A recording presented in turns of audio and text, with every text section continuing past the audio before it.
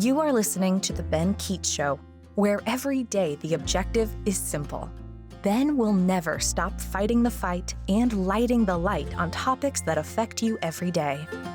Welcome, folks, to The Ben Keech Show. My name is Ben, and elated that you are joining us once again.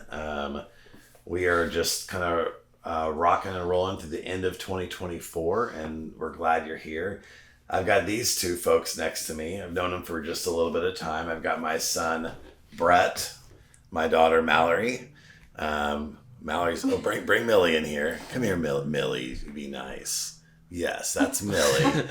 She actually has been kind of like avoiding the camera until the show started. So she must have like an eye for this stuff. Yes, you stay there. Millie, don't growl like that. You're on a podcast. Not many dogs get to say that.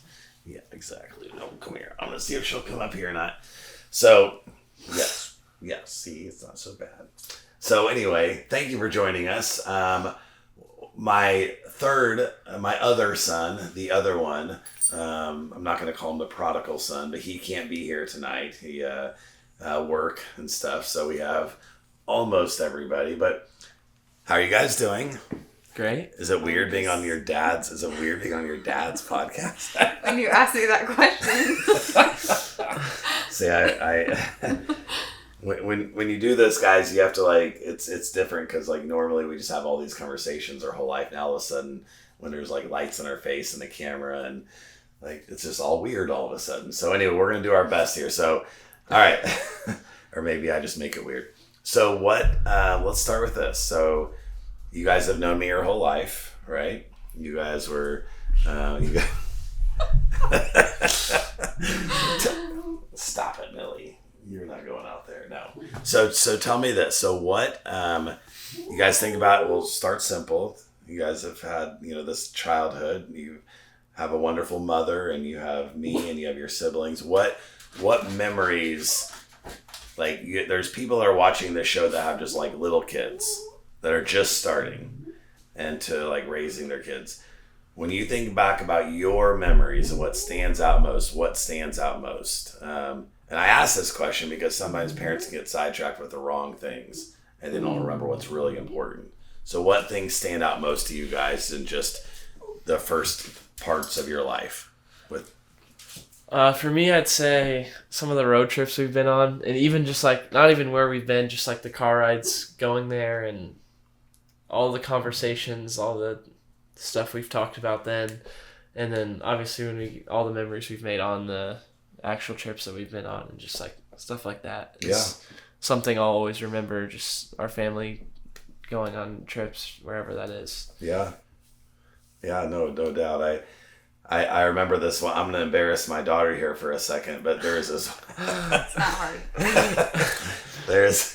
She was little. She was probably like, I'm going to guess like 7, 8, 9 years old. And it was the first time, and I'm driving and she's in the back seat. And it was the first time that I had ever seen her put headphones on. So she has headphones on. She's listening to music.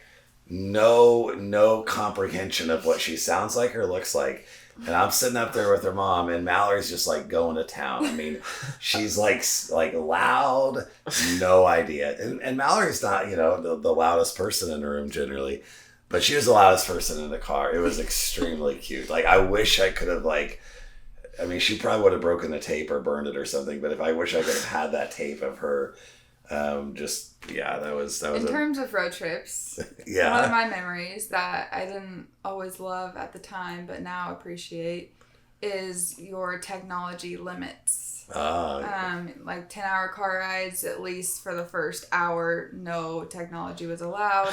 And then we would only be allowed in like very small increments, even on very long car rides. And it was annoying at the time, but now looking back, and even as the drive went, it forced us to like play games with each other and actually talk and play like fun games, board games, Uno. And so that is definitely something that I will want to do with my kids, is limit the technology, even if they hate it, because it forces you to talk. Yeah.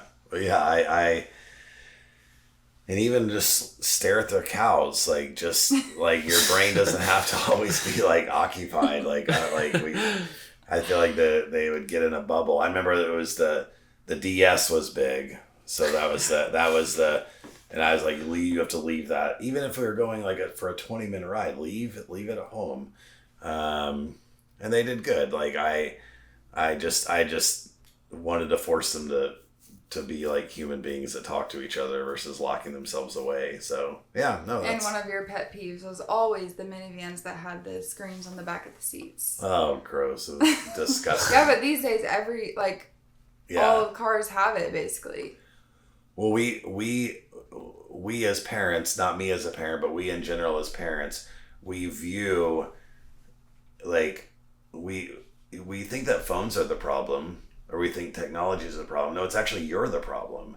You create this environment where you feel like your kid has to have these things, so they're dependent upon it like a pacifier and they'll be okay. Just like, but we create the addiction. Parents create the addiction. The addiction isn't because of the phone; it's because of you, and so you just have to be strong enough, I think, to not allow that addiction to take place. And your kid will be better for it and stronger for it and not so dependent upon it. It's not even that it's all bad, but it's not, doesn't have to be. But when boredom arises, that's a good sign. Yeah. Wait, when boredom arises. When kids get bored, that's good. Let them be bored. Yeah. I like that. That's good. I agree. Okay, so we definitely had some adventurous road trips, vacations, sporting stuff, we drove all over the flipping country. What else stands out to you as something from your childhood that was meaningful or important? Watching Little House on the Prairie. Yeah. So the story behind this is a good story. And, so growing up, that was a show my parents were very, very limited on what we could watch on TV. Like, things you wouldn't believe, like we weren't allowed to watch it, but we were allowed to watch Little House on the Prairie, so we did. So I knew the shows. So when I had kids, I wanted them to be able to, experience the morality of the show and the simplicity of the show and all of those sorts of things. So I asked Julie. I said, I wonder what year that was. That was probably like 2008, maybe probably around 2008. Because he was just a little guy. And I said, all I want for Christmas this year is the Little House on the Prairie box set. And she's like, I'm going to buy a grown man. Yes, you are. Yes. And so it came in a covered wagon, and it was like all 9 seasons. And so for probably a year and a half-ish, almost every night, like I would lay on the couch in the middle, and then Mallory would be on one side, William would be on the other side. He was just running around in his diaper just like a monkey, he wasn't interested in watching TV at that stage. And we just watched 9 seasons, and we started over. We got through about 5 seasons, and then just the sports. She's playing soccer, basketball, softball, the sports just kind of took over, which, was obviously fun and good, but we had our moments. It was still like a time, one of my favorite times as well. So TV and technology isn't all bad. It's just, in appropriate ways, I guess. What about you, Brett? What's another thought you have about your childhood? I would say I feel like our family dinners were always fun and comical, and I feel like we were, especially because I was the youngest, like we were more busy because William and Mal, even when I was like 3, 4, were already playing a ton of sports, and then right. I started really early. I feel like that didn't happen a ton because we were always really busy, but when it did, I feel like it was always fun and a lot of funny conversations that happened throughout. Yeah, that's the, it's interesting just when you get people and just sit them around a table and put the electronics away and just turn the television off and just talk. And I think that, I was adamant that we were going to have family dinners. So, me and Julie made sure, like, we had a whole, like, we had different routines with that. Like, sometimes the kids would eat and want to, like, get away from the table. Like, no, we're going to sit here a little longer. Like, oh, I'm done. I was like, no, we're going to just pretend we're enjoying all of this and liking this. And I think it goes to some of the struggles that parents have. As parents oftentimes worry too much about what the whim of the kid is in that second or in that moment. So they're mad about something in the car ride, so we appease them. They're bored, so we appease them. They don't want to have the family dinner, so we don't make them. And so, but then even like right now, like unscripted, unprompted, like what do kids actually remember about their lives and their childhood? It's these things, even if they didn't enjoy it every second of every time. I think I hope even in this, it empowers parents to, like, they actually sometimes know what's best, but they have no backbone. They have no follow through, and they just let the kids run the show too much. And so you have a disjointed family where they could be closer, they could be more connected, but it's just not always how it works. So I think something that you and Mom did well is you gave the right consequences at the right time and you followed through. But at least for me, like, we were never scared to, like, tell you guys something. Mm-hmm. Like, we were never really in fear, but also at the same time, like, we were disciplined. So I feel like there was, like, a good, healthy balance. I don't know if you feel like that, Brett. I agree that I definitely think you guys, like, if you said you were going to give us a punishment if we did whatever thing wrong, you guys did it. Like, you followed through and always were good about that, which I didn't always like in the moment, but definitely looking back and how I want to be a parent one day, that's definitely good that I wasn't just allowed to do what I wanted because I wanted to. It was just, you guys just would make me, I mean, obviously I made a ton of mistakes when I was young, but, like, really not a ton, but here and there once a week. But, like, I knew, like, you guys wouldn't let me just get away with something just because I wanted to. You guys would make me understand why I did it, like, why it's wrong, why I shouldn't do it again, and I feel like that's helped me. Yeah. Well, I remember that kind of reminds me of a William story. I told William we're leaving for basketball at 6:00 for practice. William kind of blows it off, and, like, I'm going to the car in 1 minute. I go to the car in 1 minute, and again, I'm the coach of the team. William plays on the team. No offense to the other kids on the team, but I'm not really, like, trying to just go coach every kid besides mine. So I want William to be there. He loves basketball. He wanted to be there. So, like, every part of me doesn't want to leave the comfort of my house at 6:00 on a weeknight to go coach a bunch of randos. They're not really randos, but I'm just saying that for this. Like, I want my kid to be there, but, like, he just wouldn't listen. And so I got in my car and drove away. I'm getting a call from, where you from, William? Like, she doesn't know the whole, like, I was like, no, I told William I was leaving. He's a big enough kid that he can figure out when he is. I guarantee you.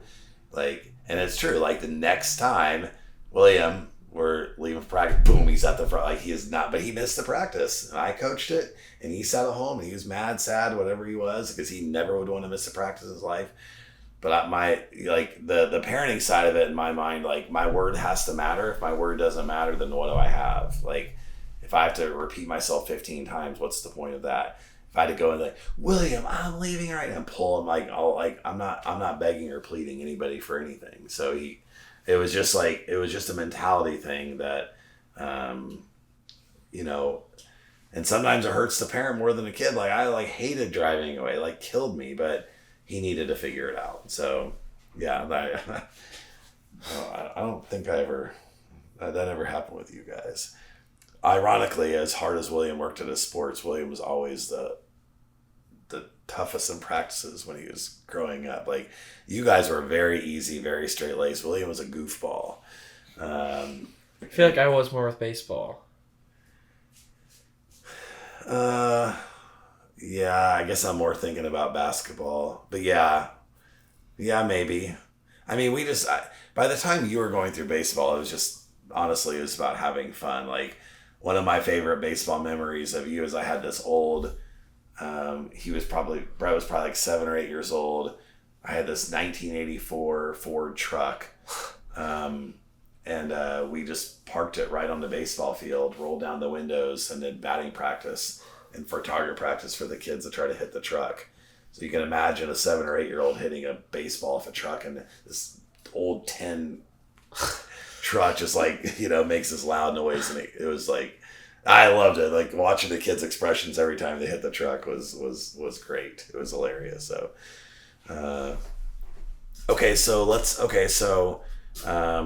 so now you guys are older. You're obviously not parents yet, but you're, at some point moving that way. Like, what do you think? Okay, let me ask you this: parents that you've seen, other parents, like, what do you think? What are parents struggling with? Like, what do you think that, like, if they're young parents that are listening to you and you're to give another set of parents advice, what advice would you give a parent of a 2-year-old or a 3-year-old right now, from your guys' perspective? I think a thing with parenting right now is I think the biggest thing that people struggle with is technology. Obviously, I'm not a parent, but based on what I've seen, I think parents struggle with how to deal with when they should get their kids whether it's a phone, an iPad, right, whatever that is. And then also just how they control, like, how much they should be on it, different things, when they should be on it, when not to be on it. If the kid wants to be on it, not letting them be on it, and then being able to handle that in the best way. I think that's something, especially with new technology coming out literally all the time. Right. I think that's definitely a struggle with parenting. How do you make that decision? Like, what's too much? What's not enough? Like, how do you know as a parent what to do? I mean, you don't know exactly. There's not a set thing that's right or wrong, but depending on at least protecting us. I think it can depend on the day, the week, the month, how they're doing in school, how their behavior's been recently. I mean, it can depend on all sorts of things, how much screen time they should be allowed to have or need to have or whatever. Right. So I think there's a lot of factors. I don't think there's any right or wrong, as long as whatever you say, you stick to it. If you say they're going to be on it 30 minutes in a night, they can't then be on it 2 hours in a night. I think that's... Right. Yeah, and I agree. And I think that the more restrictions you have when they're younger, I mean, you can always build up a little bit or give them more freedom with it, but don't just turn it over to them. I mean, I've seen it so many times from kid has a remote, they park themselves and they're watching YouTube on their television for hours and hours or whatever. It's like, I don't know. They're just, What do you think, Mal? What do you think? I would say to like a new parent, I mean any parent, but especially a new parent, like focus on your marriage. Like when you have a new kid, you are obviously going to prioritize them and you're going to be thinking about them 24/7, but like your marriage is going to impact them almost more than anything. And so focusing on your marriage, putting each other first, making sure you guys are on the same page, especially as your kid does get older. And for me, like, I never want my future kids, like, I never want a thought to cross their mind, like, oh, like, mom thinks this, but I'll go ask dad, or I know mom disagrees with dad, or whatever. Like, I just want to be always on the same page as my husband. And in the moment, like, things happen, and in the moment, if, like, one of my kids does something and my husband responds in a way that I don't agree with, I'm not going to disagree with him in front of the kid. Like, we can talk about that privately, but in that moment, I'm going to be on his team no matter what. And so I think that's really important for, like, the parents to always be on the same team. And if there's a disagreement, like, talk about that when your kids aren't around. I think that's good. And I think that, how do you think you go about, so let's say you have like a 4-year-old and a 2-year-old, your new parents, you've been married for X amount of years. Why do you think parents sometimes shift away from each other? Like, let me ask it in a better way. How do you focus on each other when it seems like you have so many responsibilities with young kids? Like, how are you intentional? How do you think parents have to do that? What do they need to do?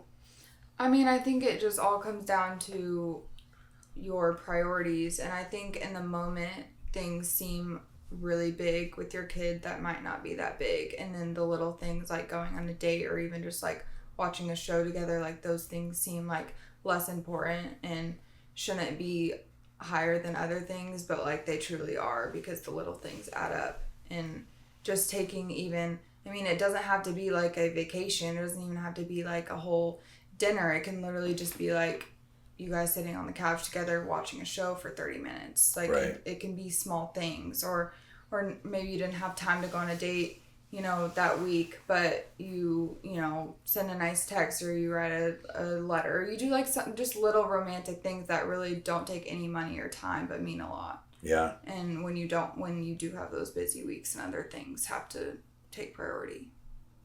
No, I think I think something that you said that was interesting was like that sometimes all parents, I definitely did it, but I think even more so sometimes younger parents, is you just want to do everything right. You know, you want to be this great parent. You don't want to mess up your kids. You want to do all these things. And so all these little things along the way, you're trying to like be like Superman parent, but like a lot of the things that you think are super important, it doesn't even matter. Like no, and like your kids are watching you 24/7. So like how you treat your wife, how you treat your husband, like your kids are watching that. And so I think like setting an example for them is like the most important thing. So whatever that means, but I think it's important to remember that they're watching exactly what you do all the time. Yeah. I think there's this like even having a conversation with your kid, like I know there's been different debates. I've been in some discussions with people on social media about like, does a husband and wife put each other first, or do they put the kid first? You hear it especially with females, probably even more so. That's probably more of my discussions.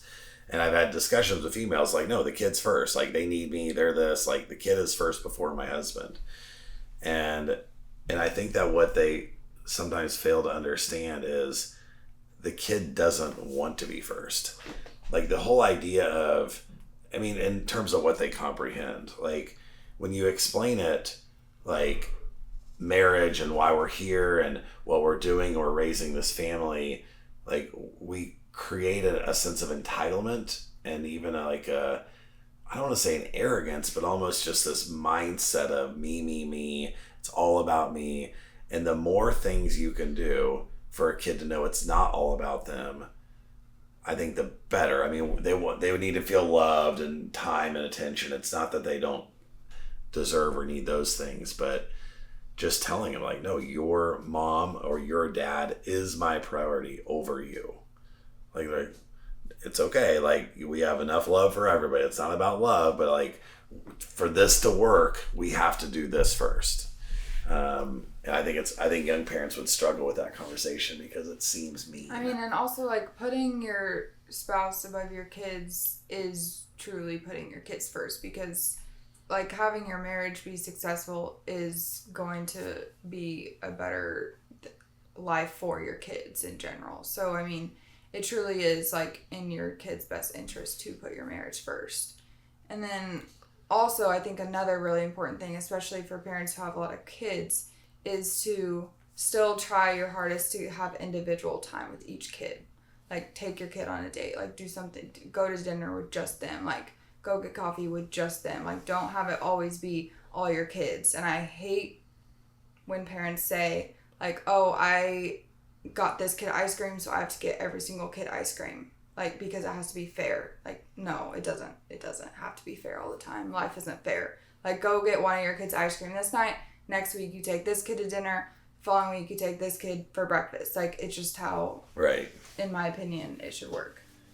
And if your kid thinks it's not fair, it's because you're doing something wrong as a parent to have created that mindset in them. Because I don't think naturally kids get butthurt about some of those things. But if, like, you're constantly, like, trying to make everything this, like, even Steven kind of thing, too bad Steven's not here, but like this even Steven kind of thing, like it's just, I agree. You said it better than I could say it. I 100% And I agree. think at least I did, like, I truly valued, like, the one-on-one time with your parent. Right. And it's a totally different vibe than when your siblings are there, or even when it's both parents. But just that, like, one-on-one time with each parent, I just think is really important.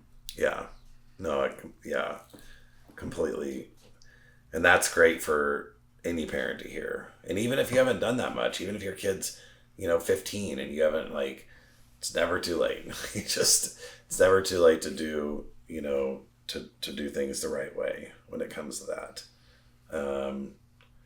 What do you, Brett, what would you like advise? Like, what type of dad do you want to be? What do you see? Like, you're not a dad, but you're talking to maybe some dads watching the show. Like, what would you, from the kids' point of view, what would you tell them to do? I would definitely say always be very involved with your kids, whether that's like she's taking them out to dinner or doing whatever activities they like to do, hobbies, playing games, different things like that. For me, I definitely, kind of like you did, I definitely want to coach my kids one day, just because I think that's, coming from experience, I think that's something that helps your kid. I think that's good for the dad. I mean, I'm sure. Yeah, I loved it. I think just watching your kid develop and just different things like that, I think is fun. And yeah, you never developed though. That was always the problem with you. Oh, really? I don't know. That's just something that I'm very interested in. One day I do hope to be coaching my kids and stuff like that. But it doesn't have to be through sports. It can be through teaching your kid the guitar. It can be a number of different things, whatever their hobbies are. And I think just kind of learning from your parent is a big thing. I think because you always look up to your parents, especially at a really young age. And even when you're not, I mean, you always kind of see them and listen. You always want to listen to what they have to say because you've known them for your whole life or you've grown up with them. So, like, I think... How many kids do you want? 4? 3 or 4. Okay. Yeah. You? 4 or 5. Yeah. I always said 5. Well, too short.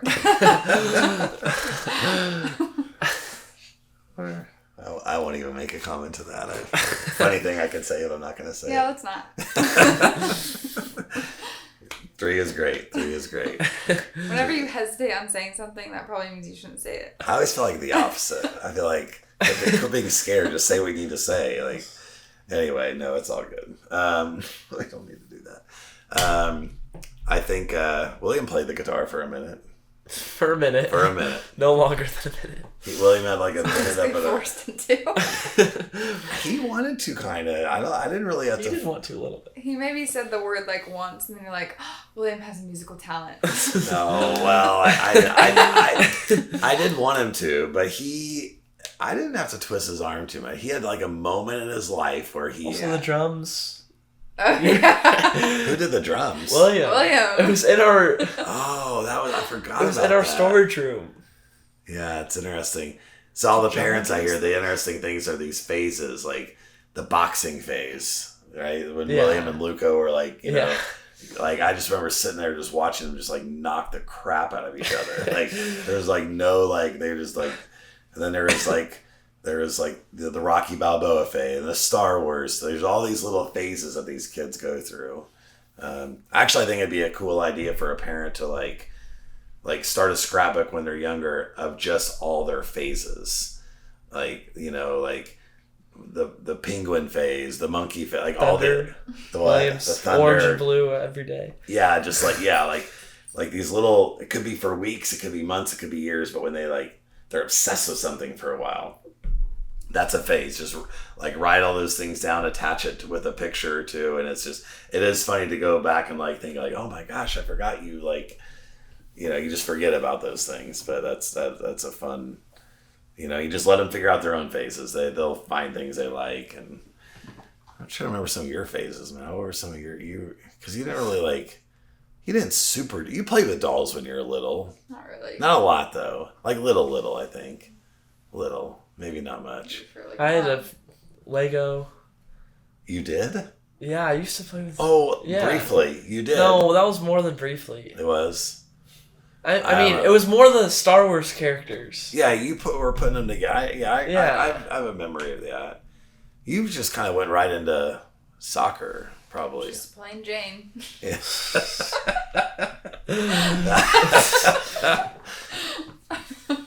I didn't have any faces. She had some phases. Annie was a phase. That was 100% a phase. That was phase. Little House was a phase. I mean, Kinda. sure. I mean, in a sense, you're obsessed with Almanzo and like Laura and you're so like you wanted to keep watching that episode of their wedding. You're a little bit dramatic. Anyway. Okay, so last words, last thoughts. We're gonna kind of close up the episode. Unfortunately, William couldn't be here tonight. We'll try to get him in next time. I think if William could have been here tonight, what would he have said? Oh gosh. I don't. It's hard to recreate that dynamic, I guess. I just think the funniest like William memory ever was in South Carolina. Oh yeah. Oh yeah. We're at Hilton Head, and we're like trying to beg him to play card games, and he always acts like we're putting him out. And then finally he agrees to it, and then he just becomes the most entertaining. Like I don't know. I wish I had that whole scene on it. It was it was just him being hilarious and talking smack to everybody, basically, especially you. Yeah. He bullied you like, yeah, but it's okay. It's all right. Any last thoughts you guys have about that you want to tell whomever's on? I would just say from my standpoint, I made a decision like literally from the beginning that I was going to have like my energy and my time and my devotion. I was gonna have fun raising kids. Like I was not gonna be a stick in the mud. I was not gonna we were gonna run through JCPenney's in Oak Park Mall playing hide and go seek with you and William. Brett was still probably a little too little for that. He was probably doing it a little bit, but just we're gonna play. We're gonna have fun. We're gonna enjoy it. Julie did a great job of documenting it with pictures and scrapbooks, and I mean, there's not much I would change. I mean, it was, sometimes they say like parents shouldn't live their childhood through their kids, but I mean, if everyone's having fun, I enjoyed their I enjoyed their childhood the entire time. I thought it was a blast. So I don't know. I don't always agree. Well, there's a difference between having fun with your kids and forcing your kids to do stuff that they don't want to do, but you want to do because it's fun for you, but not them. Right. I didn't care what you guys could. Right. Very well put. And I didn't care if you guys played sports or not. Like, I had coached so much before you guys were even born. I was like, maybe my kids only like sports. It's fine. I've already coached enough. And obviously it ended up being like, you guys like sports. So it was good. But anyway, well, love you guys. Thanks for coming here. We'll get William next time. Thanks for watching, everybody. This was kind of a fun thing for me to do. And when Mallory's kids are in their 20s, we're going to play back this episode when Mom is just little talking to... Anyway, that's I hope I'm not too much bigger. I wasn't meaning it in that respect. Right. I understand. I'm still taller than you, right? No.